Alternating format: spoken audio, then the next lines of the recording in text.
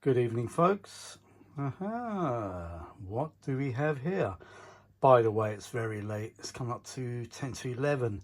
I thought I'd better do a video on this. I've been threatening to make a video on this for the last week. But look at this little beauty I managed to pick up from a neighbour, actually. Where did that scratch come from? That wasn't there before. So that's a little scratch up there. I just tinked all the cabinet up. Put some, what do you call it? Some special polish on that. Oh, must have been one I missed out. Getting late now, can't talk. So there we go. This is a Rogers Ravensbrook stereo amp, and this is from roundabout, I'm not sure now. I did look it up yesterday, and I've bloody forgotten now already. Early 60s, I reckon 64, something like that. If I see it, I'll check it again and I'll put it on the description when it was made. Got a couple of leads with it as well. There we go. Hey. And I think this machine, this amplifier rather, it was available as a chassis form. So in other words, you just get the bare bone amplifier with no case. And you had the option to fit it into your own custom case or build one yourself. Now this one, to me, I mean, it's built very well. I mean, look at that. It's beautiful. Still a few areas I've got to touch up. I've got special pens for that, special marker pens you can buy. And even get these waxy sort of crayon things to fill up little digs like that one. See that little dig there? I'm going to fill up with a bit of waxy paint. It's like a crayon. So it fills up the, fills up the little gap there. And then you put a bit of colour on top. I've got to open it up yet. I still haven't opened it yet. Apparently it's a bit dusty inside, but you know what, it's no big deal. But oh, another area got to touch up there. But it's a real classic. I just love it. The first time I saw it, I thought, wow, I thought that is really classy. And that's the sort of things I like. You know, I don't like the modern crappy things like that little Sony MIDI player and that music center thing. I didn't like that at all. This is the stuff I like playing with. And look, it's got tape input in the front, disc, radio. I like that disc. Look at that disc, radio, tape, mono in, volume. I'm looking for one of these, by the way. I missed the whole set of these knobs for £7 and £3 postage, but it was before I actually bought this. So damn, I'm looking for a set of knobs, or even one. If anyone's got one of these knobs, or even one of the little China hats, that's what's missing, the China hat. So yeah, blast, never mind. Whole set of knobs for £7. I couldn't believe it, and it was too late. It finished on the 7th of June, and now it's the 1st of July. Great already, eh? Can you believe that? But apparently it powers on. I haven't powered it on yet, but it does work, I was assured by the previous owner. In fact, the story goes, this belonged to an ex-Rolls-Royce engineer at Heathrow, something like that. And he also had a Garrard 401 turntable with an SME arm, and he kept that. He's got that now in his house, which is beautiful. What a lovely deck. And this came with it, you see, but he never used it. He put it in his mum's loft, and he went to rescue it the other day, and he asked me, would you like it? For a little price, you know. It wasn't that expensive, really. I mean, these go for about 200 and something pounds on eBay. I think I'll tell you what I paid for it. I paid 60 quid for it. What do you reckon? I think it's a bargain myself. But there we go. I'm just looking for a China hat, or if anyone's got a spare knob for a Rogers Ravensbrook stereo. They're actually brown, and if you look closely, the knobs are sort of tapered in. Can you see that? They're very similar to a Marshall amplifier knob, but these have little pointers on it. And as you can see, they're sort of tapered in, they're curved, not straight. But I want the exact knob. I don't like putting knobs that shouldn't go with it, you know. It's got to match. I mean, oh, what a shame I missed the whole set of knobs. Damn. But there we go, it's a lovely amp, isn't it?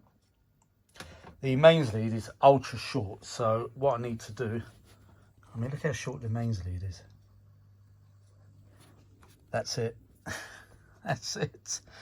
So I've got to take it out of the case, or just attach an extension. I've got an extension I can put on actually with a connector. I might do that first just to make sure it's working all right. Check out the 2 channels.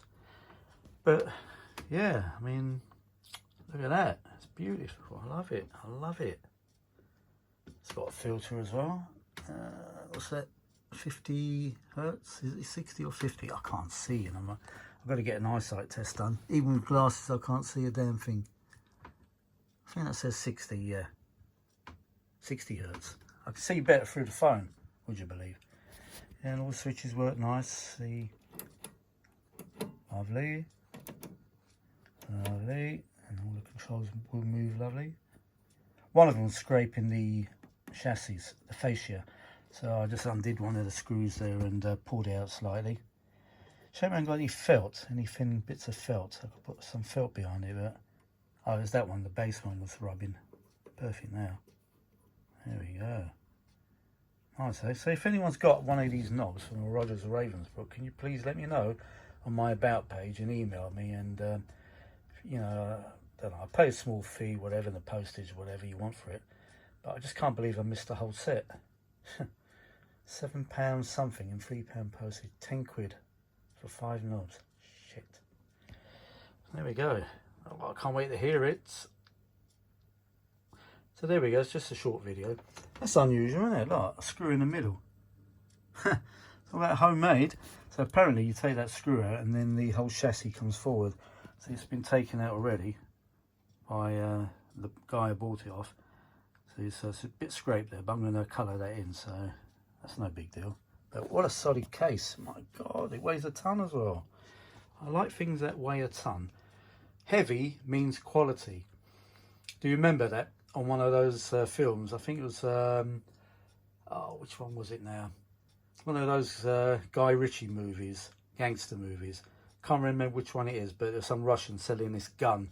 And he said, "Cool, that's a bloody..." It's Jason Statham. He goes, "That's a heavy gun." I said, yeah, heavy means quality. Yeah, it's quality gun. And I think the Russian said that. It's heavy. Heavy means quality. Well, this thing's bloody heavy, I'll tell you that, for what it is. I think it's only about 15 watts RMS per channel, but I'm sure it sounds magnificent. So there we go. There's a Rogers Ravensbrook stereo amplifier. Yeah, it's a beauty. I can't remember what model number it is. Model. I nearly said muddle. There we go. Oh, look, there's those transistors I rescued from the Sony MIDI sensor. You know what? I could have fixed that. The radio was working, actually. The only thing, the CD wasn't ejecting. I could have fixed that.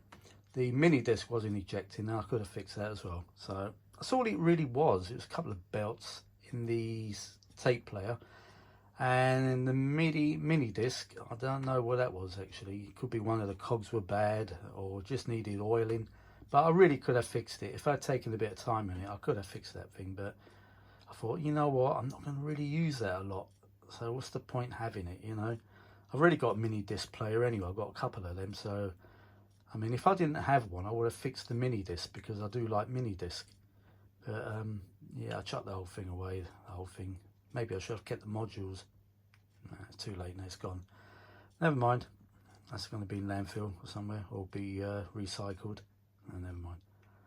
Yeah, I mean, as I said, if I didn't have a mini disc, I would have sort of attempted to fix it. It was only the eject. It was playing fine. I mean, I played the mini disc fine, but I just couldn't eject it.